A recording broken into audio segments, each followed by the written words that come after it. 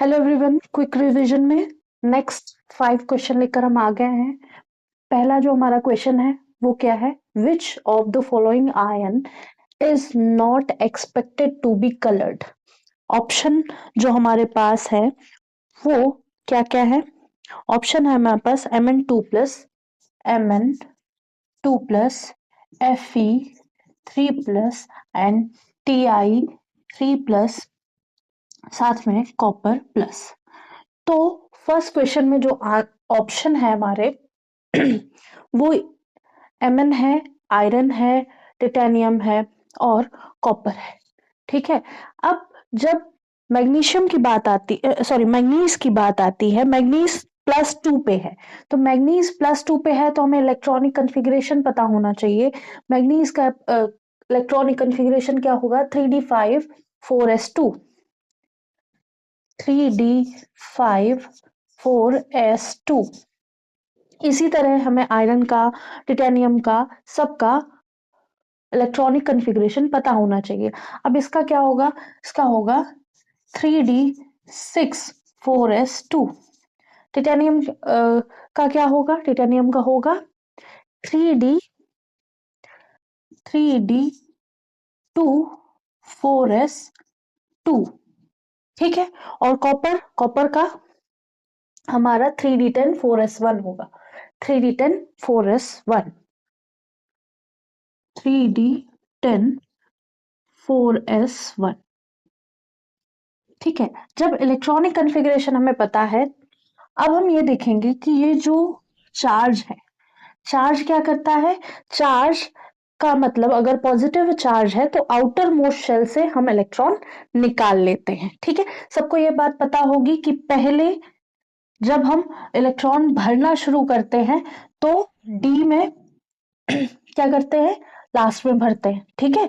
S में पहले भरते हैं। लेकिन जैसे ही इलेक्ट्रॉन भर जाते हैं उसके बाद ये दोनों सिमिलर इलेक्ट्रॉनिक एनर्जी पे आ जाती हैं। तो और ये भी कह सकते हैं कि एस जो है थोड़ा सा एनर्जी में थोड़ा सा क्या हो जाता है? लो हो जाता है। जैसे एनर्जी में लो हो जाता है तो हम एस से पहले इलेक्ट्रॉन्स निकालते हैं, बाद में डी से निकालते हैं। ठीक है। ये बात पता होगी। नहीं पता होगी तो आप थ्योरी देखेंगे। ठीक है। उसमें हम समझेंगे जब हम थ्योरी स्टार्ट करेंगे इसकी तब। अभी क्वेश्चन ये उस बेसिस पे है, जैसे ईएमआरएस या केवीएस के लिए जो भी लोग सब्जेक्टिव टेस्ट की तैयारी कर रहे हैं उनके लिए। ठीक है। तो अब हमने कहा कि जो आउटर मोस्ट शेल पे होगा या आउटर मोस्ट ऑर्बिटल होगा उससे हम इलेक्ट्रॉन निकालेंगे। तो यहाँ पे 2 चार्ज है तो दोनों इलेक्ट्रॉन एस से ही निकले हैं। जब एस से निकले हैं तो यहाँ पे 3d5 इलेक्ट्रॉनिक कन्फिग्रेशन 4s2 बन गया, 4s0 बन गया। तो जो 5 है इलेक्ट्रॉनिक कन्फिग्रेशन उसका क्या मतलब है कि ये स्टेबलाइज्ड है क्योंकि हाफ फिल्ड है। हाफ फिल्ड ज्यादा स्टेबलाइज होता है with respect to any other जो हाफ फील्ड से कम है या हाफ फील्ड से ज्यादा है। ठीक है। और फुल फील्ड उससे ज्यादा क्या होता है? स्टेबलाइज होता है। अब इसमें क्या करेंगे? इसमें हमने 2 इलेक्ट्रॉन यहाँ निकाले, लेकिन एक और इलेक्ट्रॉन निकालना है क्योंकि 3+ चार्ज है तो हमने एक यहाँ से निकाल लिया। तो हमारे पास यहाँ पे भी 3d5 बन गया। तो ये भी एक स्टेबल इलेक्ट्रॉनिक कन्फिग्रेशन बन गया।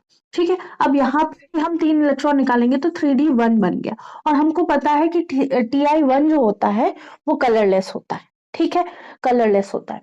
अब जब कलर की बारी आती है, कलर पता करने की आती है, तो स्टेबिलिटी हम देखते हैं और साथ में हम ये भी देखते हैं कि जो हमारे जो ट्रांजिशन एलिमेंट है वो कौन, जैसे D1 होता है, D1, D5, D10, ये तो बिल्कुल भी कलर नहीं दे रहे होते, बिल्कुल भी। एक तो ये फुलफिल्ड है। ठीक है। और जब हम बात करेंगे D5 की तो यहाँ पे क्या होगा कि एक एक इलेक्ट्रॉन थे, एक एक इलेक्ट्रॉन स्पिन चेंज कर देंगे, स्पिन चेंज करेंगे तो इलेक्ट्रॉन जो स्पिन चेंज कर देंगे तो फॉरबिडन हो जाएगा। ठीक है। तो यहाँ पे हमको कम देखने को मिलेगा कि कलर देखने को मिलेंगे ही नहीं। ठीक है। और 1 पे भी ऑलमोस्ट 0 कलर देखने को नहीं मिलता, 2 पे हल्का हल्का कलर देखने को मिलता है। जब हम यहाँ पे बात करेंगे ये, ठीक है, जब हम यहाँ पे बात करेंगे कॉपर, प्लस की, तो प्लस ही हमें कलर देता हुआ मिल रहा होगा। ठीक है, एक इलेक्ट्रॉन हमने यहां से निकाला और यहाँ पे जो हम देखेंगे, एक तो ये फुलफिल्ड है, स्टेबलाइज्ड है, इलेक्ट्रॉन ट्रांजिशन हो रहा होगा लेकिन विद इन द नहीं हो रहा होगा, मतलब अंदर नहीं हो रहा होगा। अब ये सारे फुलफिल है। ठीक है, इसमें 11 हो गए क्या? नहीं, ऐसे नहीं होगा। 3D, हाँ, 3D10 4s1 होगा, 3D10 4s1 ही होगा। और हम एक इलेक्ट्रॉन निकाल रहे हैं। ठीक है, तो यहाँ पे तो हमें बिल्कुल कलर देखने को नहीं मिलता, ये भी ऑलमोस्ट कलर नहीं देखने को मिलेगा। यहाँ पे हल्का सा, मतलब इनके रिस्पेक्ट में देखेंगे तो कॉपर में हमको कलर देखने को मिलेगा। ठीक है, तो यहाँ पे हम ये बात कह सकते हैं कि Cu प्लस जो है वो कलर्ड होगा।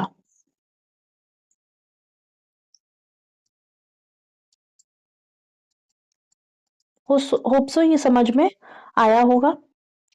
नेक्स्ट की बात करेंगे। नेक्स्ट उसके उसके ऑप्शन भी अभी हम लिख रहे हैं। पहले ये जितनी चीजें मैंने बोली उतनी समझ में आया होगा। ठीक है, जनरली जो है वो कलरलेस होता है, क्योंकि हमने बोला कि ये जनरली कलरलेस होते हैं। अब इन सब में भी कैटेगराइज कर दिया गया है। जब इन सब में दिस इज जो कॉपर प्लस है वो D10 बनाएगा।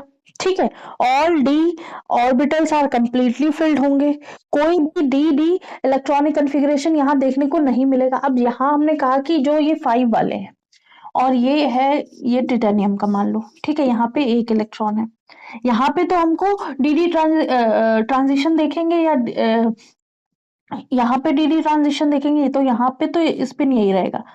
ठीक है, और यहाँ पे स्पिन चेंज हो जाएगा, तो एस तो नहीं हो सकता। ठीक है, तो तो ये विजिबल लाइट नहीं एब्जॉर्ब करेगा। लेकिन लेकिन हमें लगता है ऑप्शन सही नहीं दिया है। यहाँ पे सी प्लस की जगह 2+ होगा। ठीक है, 2+ होगा तभी कलर देगा। ठीक है, तो Cu+ नहीं देगा, Cu2+ लिख लेना। ठीक है, तो यहां से एक इलेक्ट्रॉन निकल जाएगा और यहाँ पे 9 बन जाएगा। जब 9 बन जाएगा तब 9 कलर दे रहा होगा। तो ये जो हमारी थ्योरी है कि ये बहुत स्टेबल है, इन ये कलर नहीं देगा, शो कर रहे होंगे। और हमें पता है कॉपर की हमने बहुत जगह बात करी। कॉपर में क्लास 10 का जो एक्सपेरिमेंट वाला आपने प्लेलिस्ट देखी होगी, उसमें भी देखा होगा, हमेशा कॉपर सल्फेट की बात कर रहे हैं, क्योंकि कॉपर सल्फेट इजिली कलर दे रहा है। ठीक है, उसका ब्लू कलर होता है, सबने लैब में भी देखा होगा। तो कॉपर Cu2+ हमेशा कलर देगा, उसका कलर ब्लू होगा। ठीक है, तो यहाँ पे डीडी ट्रांजिशन देखने को जनरली नहीं मिलता है कॉपर में, क्योंकि यहाँ पे फुलफिल्ड था। ठीक है, जब हमने इलेक्ट्रॉन 2 निकाल दिए तो यहाँ पे 0 हो गए, यहाँ पे 9 हो गए, तो यहाँ पे हमें कॉपर का ब्लू कलर देखने को मिलेगा। ठीक है, जो कि विजिबल है। ठीक है, तो इसका ऑप्शन में करेक्शन कर लेना। ठीक है, बाकी हमने जो भी थ्योरी बताई थी वो सही है।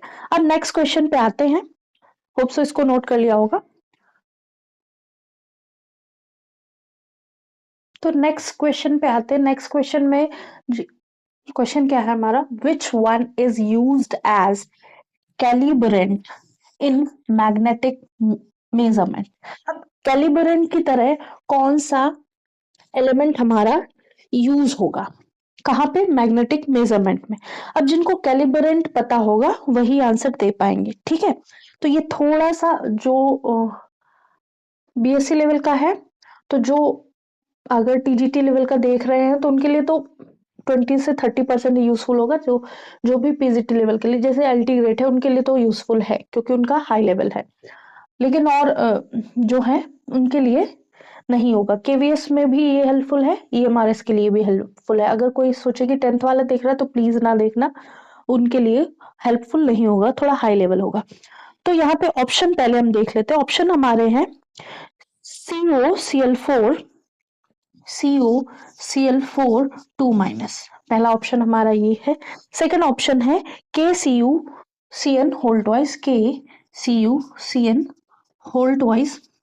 थर्ड हमारा ऑप्शन है COHG CNS, COHG CNS power 4, suffix में क्या आ जाएगा? 4। फिर है Fe3 4। ठीक है, तो अब पहली चीज हम कैलिब्रेंट समझ लेते हैं। कैलिब्रेंट एक तरह से सैंपल होता है, या फिर कह सकते हैं एक मैग्नेटिक इंस्ट्रूमेंट जो भी होते हैं उसमें एक कोई स्टैंडर्ड मटेरियल यूज करते हैं। ठीक है, एक तरह का मटेरियल होता है। ठीक है, वो किसका बना होना चाहिए? मैग्नेटिक मेजरमेंट, जो जब मैग्नेटिक इंस्ट्रूमेंट होते हैं उसमें पर्टिकुलर कोई, अब जैसे हम बात करते हैं कोई भी चीज मेजर करने के लिए।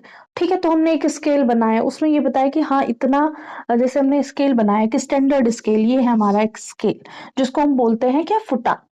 ठीक है, एक फुटा बोलते हैं जो इतना बड़ा होता है, या फिर एक स्केल होता है छोटा सा 10 सेंटीमीटर वाला, तो उसमें भी छोटी छोटी मेजरमेंट होती है। तो एक हम एक पैमाना मान लेते हैं कि एक ये जो है हमारा, ये 1 मिलीमीटर होगा, और या ये जो है हमारा 1 सेंटीमीटर होगा। इस तरह से ऐसे ही जब हम मैग्नेटिक इंस्ट्रूमेंट की बात करते हैं तो वहां पे हम एक मेजर्ड सैंपल रख लेते हैं, उसके रिस्पेक्ट में हम चीजें देखते हैं।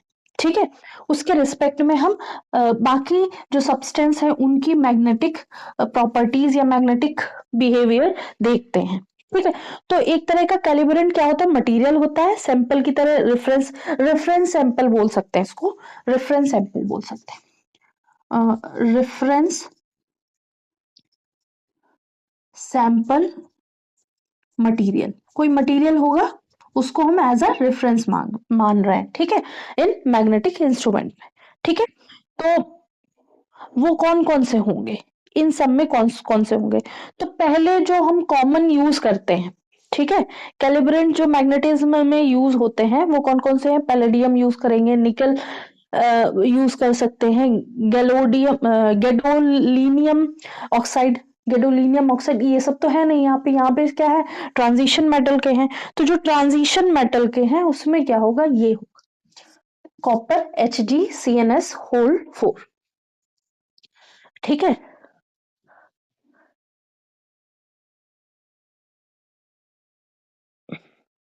तो हमें ये पता होना चाहिए कि कैलिब्रेंट जो है एक तरह का मटेरियल होता है जो मैग्नेटिक इंस्ट्रूमेंट में रखा जाता है एज अ सैंपल। ठीक है, रेफरेंस सैंपल होता है।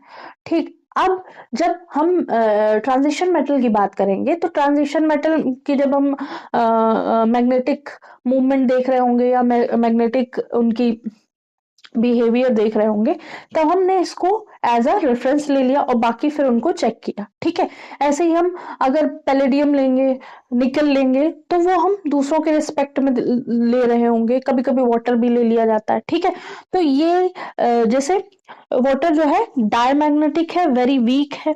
ठीक है, और जो गैडोलिनियम है, गैडोलिनियम ऑक्साइड है, जिसका फॉर्मूला है GD2O3, ये क्या है? ये पैरामैग्नेटिक होगा। तो ऐसा हमें देखना है इसमें जिसमें मैग्नेटिक बिहेवियर शो हो रहा हो। ठीक है, जिसमें मैग्नेटिक बिहेवियर शो हो रहा होगा। तो यहाँ पे जो हमको एलिमेंट्स दिए हैं उन एलिमेंट्स के रिस्पेक्ट में हम बात करेंगे। ठीक है, नेक्स्ट हमारा जो क्वेश्चन है वो क्या है? Magnetic movement of Ti3+। Ti3+ ion जो है उसका हमें मैग्नेटिक मूवमेंट पता करना है। ऑप्शन जो है, अब इसके लिए तो ऑप्शन की जरूरत होनी नहीं चाहिए, लेकिन फिर भी हम ऑप्शन लिख लेते हैं। 4.90, सेकेंड ऑप्शन है 2.84, ये 0 है, ये 1.73। ठीक है, ये हमारे 4 ऑप्शन हो गए। अब टिटेनियम हमने यहाँ पे देख लिया है, टिटेनियम का इलेक्ट्रॉनिक कन्फिग्रेशन क्या होता है? क्या होता है?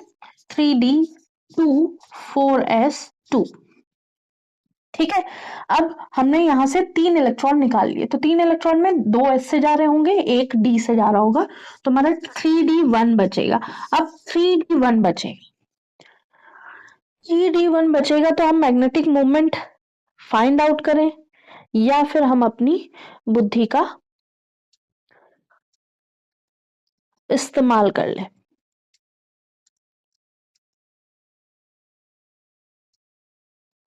ठीक है, तो हम क्या करेंगे? पहले फॉर्मूला देख लेंगे, फिर हम बुद्धि का इस्तेमाल भी कर लेंगे। जब भी मैग्नेटिक मोमेंट की बात आए, तो जितने भी नंबर ऑफ अनपेयर्ड इलेक्ट्रॉन होंगे उनको हम देखेंगे। ठीक है, इसका फॉर्मूला क्या होगा, mu is equal to under root n+1 pm, Bohr magnet है। ठीक है, bm। अब बोहर मैग्नेटेंस इसकी क्या है, यूनिट है। ठीक है, और म्यू क्या है, मैग्नेटिक मूवमेंट है, एन क्या है, अनपेयर्ड इलेक्ट्रॉन है। अब अनपेयर्ड इलेक्ट्रॉन होंगे तभी मैग्नेटिक मोमेंट हमको मिलेगा। ठीक है, अब हम यहाँ पे 1 रखेंगे, 1 1+1, तो ये क्या होगा, √2 की वैल्यू। अब √2 की वैल्यू ये होती है।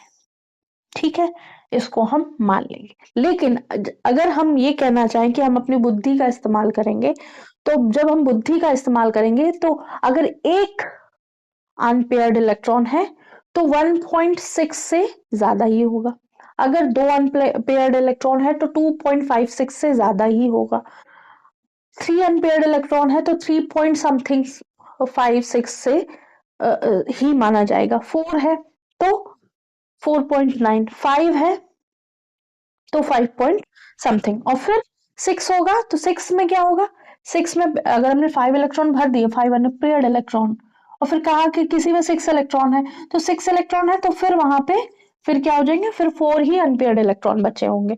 तो ज्यादा से ज्यादा 4.9 तक जाएगा, 5 तक जाएगा। 5 के बाद अगर और इलेक्ट्रॉन है तो वो पेयरिंग करेंगे, फिर उसके बाद 4.9, 3.78, 2.84, 1.73 ऐसे ही मिलेगा। मतलब जितने नंबर ऑफ इलेक्ट्रॉन होगा वही फर्स्ट डिजिट वही होगा। एक अनपेयर्ड इलेक्ट्रॉन है तो 1 पॉइंट समथिंग, वो 5 या 6 से ज्यादा होगा। ठीक है, 2 अनपेयर्ड इलेक्ट्रॉन है तो 2 पॉइंट समथिंग, दैट इज 2.84 होगा या फिर 2.73 होगा, तो ध्यान रखना। ठीक है, तो हमें ये ध्यान रखना, इतना ज्यादा नजदीक नजदीक ऑप्शन नहीं होगा। अगर आपको पता है कि ये फॉर्मूला है तो फॉर्मूला से निकाल लो, रूट की वैल्यू निकालनी आती है निकाल लीजिए, नहीं आती है तो आप सीधे दिमाग लगाइए कि एक अनपेयर्ड इलेक्ट्रॉन है तो 1 पॉइंट समथिंग होगा, 2 होगा तो 2 पॉइंट समथिंग होगा, 3 होंगे अनपेयर्ड इलेक्ट्रॉन तो 3 पॉइंट समथिंग, 4 अनपेयर्ड इलेक्ट्रॉन होंगे तो 4 पॉइंट समथिंग, अगर 5 होंगे तो 5 पॉइंट समथिंग। ठीक है, तो होप सो इतना समझ में आ गया होगा। सॉरी, मैंने फॉर्मूला गलत लिखा है, यहाँ पे 2 होगा। ठीक है, 2 होगा, तो ये √3 की वैल्यू है, √2 की वैल्यू 1.41 होती है। ठीक है, नेक्स्ट क्वेश्चन पे आते हैं।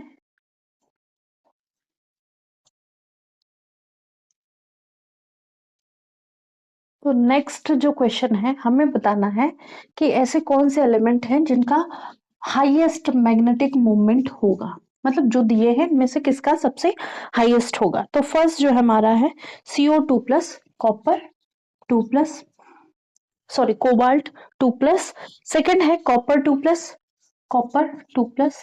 थर्ड जो है हमारा निकल 2+। अब ये कैसे पता चलेगा, अब हम सारा मैग्नेटिक मोमेंट निकालें, सब कुछ करें, इससे अच्छा है हम थोड़ा सा दिमाग लगा लें, बस इतना ही काफी है। Mn2+, तो हमें क्या है, हमने पहले इलेक्ट्रॉनिक कॉन्फ़िगरेशन समझना है इसका। ठीक है, तो कोबाल्ट का इलेक्ट्रॉनिक कॉन्फ़िगरेशन क्या होगा, कोबाल्ट का होगा 3d7 4s2, 3d7 4s2। Copper का इलेक्ट्रॉनिक कॉन्फ़िगरेशन क्या होगा, 3d10 4s2। निकल क्या होगा, निकल का 12 होता है, 12 होते 12 में ठीक है, तो 12 जब इलेक्ट्रॉन नहीं, 12 नहीं 10 होंगे, जिंक में 12 होते, तो 3d8 4s2 हो जाएगा, 3d8 4s2। एमएन में कितने होते हैं, एमएन में होंगे 5, 3d5, और एस पे तो 2 होंगे। ठीक है, 3d5 4s2। ठीक है, ये हो गया। अब हमें बस ये पता करना है कि अनपेयर्ड इलेक्ट्रॉन का कितने हैं। यहाँ पे हमने ये निकाल लिया, तो यहाँ पे 7 इलेक्ट्रॉन्स प्रेजेंट है, 1 2 3 4। तो हमने क्या किया, फिल करना शुरू किया, 1 2 3 4 5 6 7। तो यहाँ पे ये जो 3 है, n की वैल्यू 3 है, 3 अनपेयर्ड इलेक्ट्रॉन है। यहां से हमने 2 निकाल लिए, अब हमारे पास क्या बचा? और ये 1 होगा, 1 होगा, सॉरी सॉरी 1, ये 1 होगा। ठीक है, अब हमने 2 इलेक्ट्रॉन निकाल लिए तो यहाँ पे 9 बचे। 1 2 3 4 5 6 7 8 9। तो n की वैल्यू कितनी होगी? 1। अब निकल की बारी आई तो यहाँ से हमने 2 निकाली। अब हम इलेक्ट्रॉन को फिल करेंगे। 1 2 3 4 5 6 7 8। यहाँ पे n की वैल्यू 2 हो गई। अब हमने यहाँ से 2 इलेक्ट्रॉन निकाल लिए। 1 2 3 4, 1 2 3 4 5। अब बताइए, अब इसमें से यहाँ पे n की वैल्यू कितनी हो गई? 5। अब ऐसा कौन सा एलिमेंट है, ऐसा कौन सा आयन है हमारा जिसकी हाईएस्ट मैग्नेटिक मोमेंट होगी? ठीक है, तो हमको लास्ट क्वेश्चन भी यही था, ये क्वेश्चन भी यही है, लगभग वही है। हमको बस ये समझना है जिसमें नंबर ऑफ इलेक्ट्रॉन्स ज्यादा होंगे उसका मैग्नेटिक मोमेंट ज्यादा होगा। ठीक है, इसका magnetic moment mu equal to क्या होगा? n plus 2। तो 3 और 5 15 का क्या होगा? 3 प्लस 3 इंटू 5 15 का अंडर रूट क्या होगा? 3 पॉइंट समथिंग आएगा। यहाँ पे 1 है तो इसका 1 पॉइंट समथिंग आएगा। यहाँ पे 2 है तो 2 पॉइंट समथिंग आएगा। यहाँ पे 5 है तो 5 पॉइंट समथिंग आएगा। तो हाईएस्ट मैग्नेटिक मोमेंट हमारा मैग्नीज का होगा। ठीक है, फिर highest which is diamagnetic in nature. अब डायमैग्नेटिक की बात करी होगी कभी ना कभी। ये सब क्या है? पैरामैग्नेटिक है, इनमें कोई ना कोई अनपेयर्ड इलेक्ट्रॉन है। तो ये सब पैरामैग्नेटिक है। ऐसा एलिमेंट जिसमें कोई भी अनपेयर्ड इलेक्ट्रॉन ना हो उसको डायमैग्नेटिक कहेंगे। और इसके ऑप्शंस हैं CrCl3, CrCl3। सेकेंड हमारा ऑप्शन है CuCl2, CuCl2। थर्ड हमारा ऑप्शन है ZnCl2, ZnCl2। And fourth is CuSO4। ठीक है, CuSO4। अब लगभग वही जाने माने ट्रांजिशन एलिमेंट के जो मेटल्स हैं या आयंस है वही देखने को मिलेंगे। ये क्या है? Cr3+। ठीक है, इस पे Cl पे -1 चार्ज होता है, 3 Cl है तो 3 प्लस आ जाएंगे। यहाँ पे Cl पे -1 चार्ज है, 2 Cl है तो Cu पे कॉपर पे 2 प्लस चार्ज आ जाएंगे। यहाँ पे जिंक पे 2 प्लस चार्ज आएंगे। यहाँ पे कॉपर पे 2 प्लस चार्ज आ जाएंगे क्योंकि SO4 2 माइनस होता है, 2 माइनस चार्ज होता है SO2 पे इस पूरे आयन पे, तो यहाँ पे 2 प्लस चार्ज आ जाएगा। इतना चार्ज समझ में आ गया। चार्ज जब देख लिया तो हमने क्या दिखा? क्रोमियम, कॉपर, जिंक, कॉपर यहाँ पे। ठीक है, क्रोमियम का इलेक्ट्रॉनिक कन्फिग्रेशन क्या होगा? क्रोमियम का इलेक्ट्रॉनिक कन्फिग्रेशन थोड़ा सा डिफरेंट होता है, 3d5 4s1। ठीक है, इसी तरह हमने कॉपर का भी देखा था, 3d10 4s1। ठीक है, 3d10 4s1। ठीक है, ऐसा क्यों होता है? क्योंकि ये अपना जो कन्फिग्रेशन उसको कंप्लीटली फिल ज्यादा स्टेबल है विद रिस्पेक्ट टू 9। ठीक है, और ये भी अपने आप को हाफ फिल्ड होकर करके स्टेबल बना लेता है।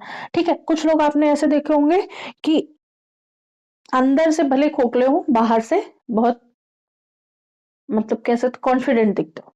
ठीक है, या फिर कह सकते हैं कि उन्होंने अपना ऐसा एनवायरनमेंट बना रखा है, अंदर से भले खोखले हो, अंदर से कुछ ना हो उनके अंदर, लेकिन उनका वो बाहर का जो अपना एनवायरनमेंट या अपना ऑरा जो बना रखा है वो बहुत खूबसूरत बना रखा है। ठीक है, तो वैसे ही है क्रोमियम और कॉपर। क्रोमियम क्या है? इसकी कॉन्फ़िगरेशन इस लायक नहीं थी कि ये स्टेबल हो, लेकिन इसने मेहनत करके अपने आप को स्टेबल शो कर दिया। ठीक है, या फिर कह सकते हैं कि कॉपर जो है इसकी इतनी औकात नहीं थी कि वो स्टेबल हो, लेकिन इसने किसी तरह अपने आप को स्टेबल, एक ही तो चाहिए था। जैसे बहुत अच्छा सा एग्जांपल दिया था कि आपके पास 1,90,999 रुपए है। ठीक है, बस 90,000 ऐसे 999 रुपए है। आपको 1 लाख बनाने हैं तो आपने किसी से 1 रुपए मांग लिए, ठीक है। अब आपके पास 1 रुपए है और आप चाहेंगे मेरे पास 1 लाख हो, तो आप क्या करेंगे? आप क्या करेंगे? किसी से 90,999 रुपए मांगेंगे, ठीक है। तो वो बहुत ज्यादा वैल्यू होगी, वो नहीं फुलफिल करी जा सकती। लेकिन आप क्या करेंगे? आपके पास 1 लाख रुपए होने में 1 रुपए, 2 रुपए, 10 रुपए की कमी है, तो आप किसी से भी मांग सकते हैं, वो आपको इजीली दे देगा। लेकिन बहुत बड़ा अमाउंट इतनी जल्दी नहीं मिलेगा। वैसे ही कॉपर का था, तो कॉपर ने क्या किया, उसकी इलेक्ट्रॉनिक कॉन्फ़िगरेशन 9 2 ऐसे 9 2 होनी चाहिए, लेकिन उसने क्या किया, अपने आप को किसी तरह स्टेबल कर लिया। हो सकता है बाहर जो भी हो रहा हो, जो भी सर्कमस्टांसेस हो, उसने अपने आप को यहाँ पे स्टेबल बनाना मुनासिब समझा, ठीक है। और यहाँ पे जब बात करेंगे तो यहाँ पे भी होना चाहिए 3D4 4s2, लेकिन इसने भी अपने आप को हाफ फिल्ड शो करके स्टेबल बना दिया। तो half filled is much more better than 3D4 4s2, और full field is much more better than 3D9 4s1, ठीक है। तो हम ये देख रहे हैं कि जो मेटल भी हैं वो अपने आप को स्टेबल कर रहे हैं, तो हम लोग भी अपने आप को स्टेबल कर लेंगे केमिस्ट्री में। Cr3+, Cr3+ है, तो हमने देखा। अब यहाँ पे हमें Cr3+ बनाना, तो एक इसका ये निकल गया, अभी 2 और निकालने पड़ेंगे, तो 3D क्या बचा, 3D2 बचा, सॉरी 3D3 बचा। तो इसका इलेक्ट्रॉनिक कॉन्फ़िगरेशन क्या हो गया, 3D3। कॉपर से 2 निकल गया, तो कॉपर से 2 निकल गया, तो 3D9 हो गया। जिंक से 2 निकल गया, तो जिंक का इलेक्ट्रॉनिक कॉन्फ़िगरेशन अभी हम लोगों ने एक बार भी नहीं लिखा है, तो इसका हम एक बार लिख लेते हैं। जिंक का इलेक्ट्रॉनिक कॉन्फ़िगरेशन होगा, क्योंकि इसमें आउटर मोस्ट में 12 इलेक्ट्रॉन होंगे, तो 3D10 4s2। जिंक को नहीं मानते हैं ट्रांजिशन मेटल, ये आपको पता हो, ठीक है। जिंक कैडमियम मरकरी, इनको ट्रांजिशन मेटल में नहीं मानते हैं, ठीक है। लेकिन कंटिन्यूटी बनी रहे, इसलिए उसको पीरियोडिक टेबल में वहां रखा गया है। तो यहां से भी 2 इलेक्ट्रॉन निकल गए, तो क्या हो गया, यहाँ पे 10 इलेक्ट्रॉन बचे। यहाँ पे भी हमने किया कि कॉपर से 2 इलेक्ट्रॉन निकाल गए, तो ये भी 3D9 बन गया। क्या ढूंढ रहे हैं, डाईमैग्नेटिक नेचर, ऐसा एलिमेंट या ऐसा कंपाउंड या ऐसा कोई सब्सटेंस या ऐसा सैंपल जिसमें कोई भी अनपेयर्ड इलेक्ट्रॉन ना हो। तो यहाँ पे है अनपेयर्ड इलेक्ट्रॉन, 1 2 3 4, 1 2 3 अनपेयर्ड इलेक्ट्रॉन है। इसमें करेंगे तो एक अनपेयर्ड इलेक्ट्रॉन मिलेगा। इसको भरा ना यहाँ पे, ये देखो यहाँ पे एक अनपेयर्ड इलेक्ट्रॉन है, इसको में भी एक अनपेयर्ड इलेक्ट्रॉन है, लेकिन जिंक ऐसा है हमारा जिसमें कोई भी अनपेयर्ड इलेक्ट्रॉन नहीं है डी ऑर्बिटल पे। तो ये हमारा क्वेश्चन हुआ 5। तो हमको बस क्या देखना है, अनपेयर्ड इलेक्ट्रॉन देखने हैं। डायमैग्नेटिक बिहेवियर देखने के लिए हमें केवल अनपेयर्ड इलेक्ट्रॉन देखने हैं, और अगर हमें मैग्नेटिक मोमेंट देखना है तो हमें वहां पे अनपेयर्ड इलेक्ट्रॉन देखने हैं। फिर अनपेयर्ड इलेक्ट्रॉन देख के हम फॉर्मूला लगाएंगे। फॉर्मूला अगर यूज करना है तो कर लीजिए, नहीं तो आप डायरेक्टली दिमाग से लगा देंगे। कभी भी बहुत ज्यादा पॉइंट से एक दूसरे से मैच करते हुए पॉइंट या पास पास बहुत ज्यादा ऑप्शन नहीं होंगे, ठीक है। अब हम बात करेंगे 6th जो हमारा आज का क्वेश्चन है उसके ऑप्शन की। तो first transition series comprises of elements from. First transition series में जो एलिमेंट्स होते हैं वो कौन कौन से होते हैं? स्कैंडियम टू जिंक, क्या ये होता है? सेकंड, एलन लेंथेनम टू हाफनियम HF, ये होता है। या फिर ये टू कैडमियम Y2CD, ठीक है, Y2CD, यूटेरियम टू कैडमियम, ये होता है। या फिर नन ऑफ दीज। तो हमें पता है कि फर्स्ट ट्रांजिशन सीरीज में कौन कौन से एलिमेंट होते हैं। हम लोगों ने बहुत अच्छे से पीरियोडिक टेबल समझी है, नहीं समझी तो आप जाके प्लेलिस्ट पे देख सकते हैं, ठीक है। जो जनरल केमिस्ट्री वाला बैच है वो भी वो भी प्लेलिस्ट पे फ्री ऑफ कॉस्ट पड़ा हुआ है, आप चाहें तो देख सकते हैं। वो पूरा कवर किया गया है, जितना भी जनरल केमिस्ट्री है वो, जनरल फिजिक्स भी पूरा कंप्लीट हुआ है। ठीक है, तो हम फर्स्ट ट्रांजिशन सीरीज देखेंगे। वहां क्या है हमारे पास है scandium, titanium, vanadium, chromium, manganese, iron, cobalt, निकल, कॉपर, जिंक। ठीक है, तो ये है हमारे पास फर्स्ट ट्रांजिशन सीरीज के एलिमेंट।